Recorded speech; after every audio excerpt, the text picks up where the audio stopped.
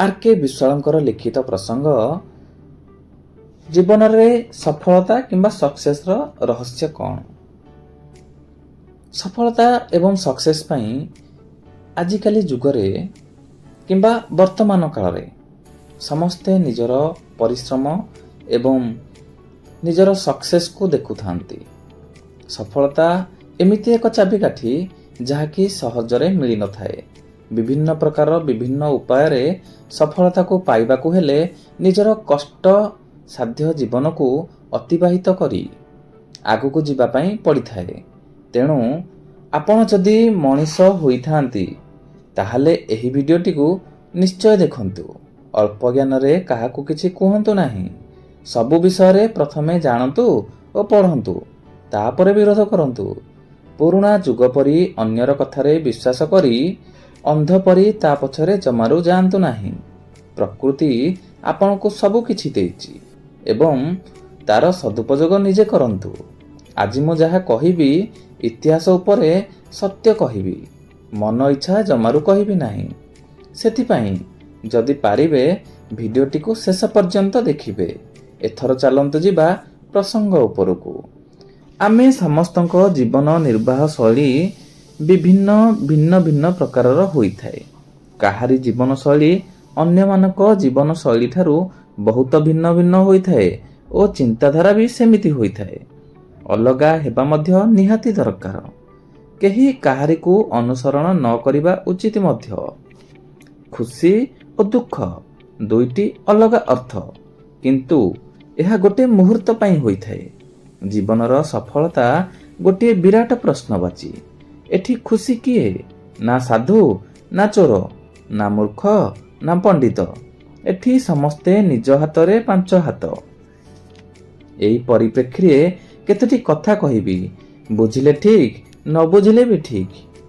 आजिकाली दुनिया रे सफलता किंबा सक्सेस हेबा पाई विभिन्न बाबा माता गुरु गुरुमा विभिन्न प्रकार सुखिला उपदेश मान पैसा बदल रे बिकी चली। कथा कथित भगवान मध्य सफलता होई पारि नाहंती। सेथिपाई शह शह रिलीजियन बा धर्म आजि मानव समाज रे उभा होई सारिछि। जेउ बाबा माने घंटा घंटा धरी प्रवचन देउछंती सेमाने केबे भी आमर पूर्वपुरुष माने लिखि जाइथिबा ग्रंथ मान पढ़ी नथिबे।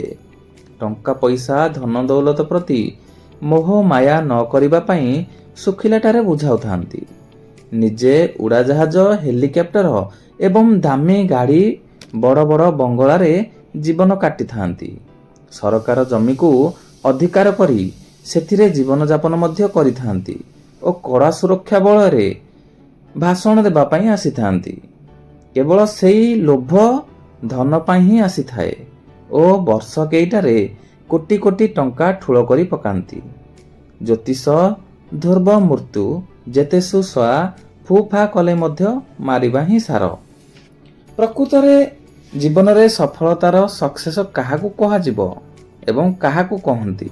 जेबे मु जन्म हेली बापा माँ भाबिले एइटा तांकर सफलतार सक्सेस होई गले। कम से कम अजा आई जेजे बापा जेजे माँ खुशी तो होई गले। तापरे जेतेबेले चाली शिखिली आ कथा कहि पारिली सेतेबेले लागिला एटा ही सफलतार मो पाई चाबिकाठी।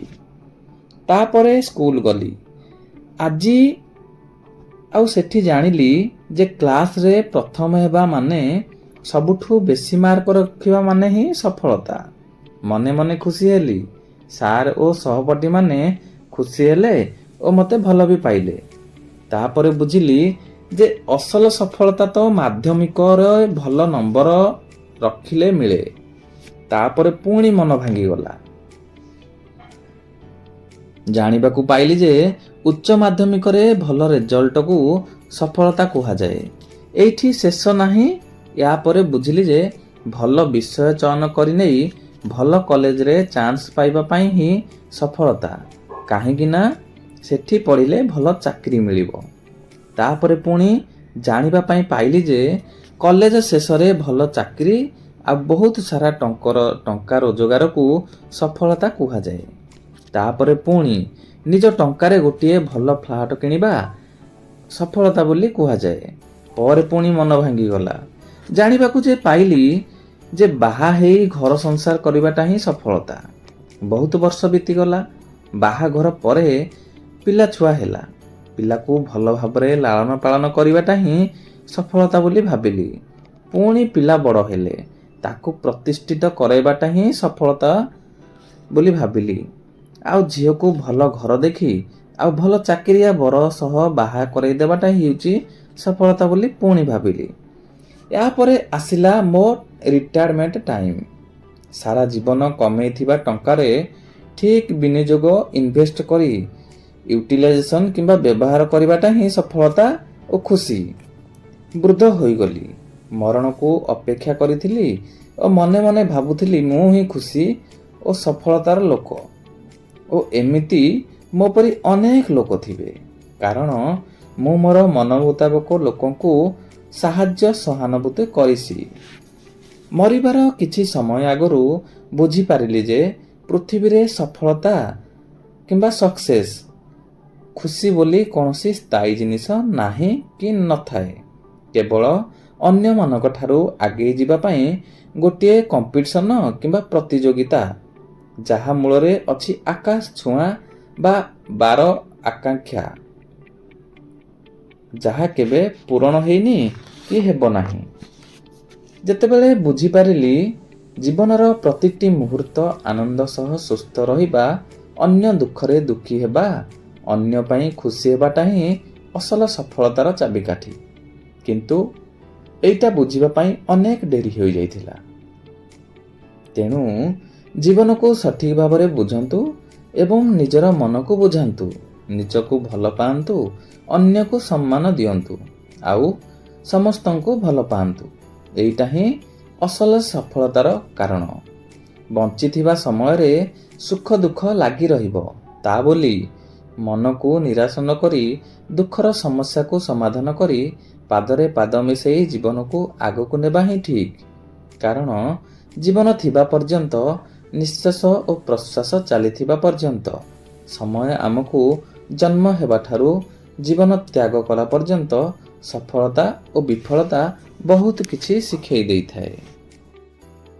ଭିଡ଼ିଓ ଭଲ ଲାଗିଲେ ଲାଇକ୍ କରନ୍ତୁ, କମେଣ୍ଟ ବକ୍ସରେ ନିଜର ମତାମତ ଦିଅନ୍ତୁ। ଭିଡ଼ିଓ ଭଲ ଲାଗିଲେ ଭିଡ଼ିଓକୁ ସେୟାର ମଧ୍ୟ କରନ୍ତୁ। ନୂଆ ଭିଡ଼ିଓ ଦେଖିବା ପାଇଁ ଟ୍ରୁଥ୍ ଅଫ୍ ଓଡ଼ିଆ ଚ୍ୟାନେଲକୁ ସବସ୍କ୍ରାଇବ୍ କରନ୍ତୁ ଏବଂ ବେଲ୍ ଆଇକନକୁ ଦବାଇ ଦିଅନ୍ତୁ। ପରବର୍ତ୍ତୀ ନୂଆ ଭିଡ଼ିଓକୁ ଦେଖିବା ପାଇଁ ଅପେକ୍ଷା କରନ୍ତୁ। ଦେଖାହେବ ପୁଣି ଆଉ ଏକ ଶିକ୍ଷଣୀୟ ଭିଡ଼ିଓରେ। ନମସ୍କାର।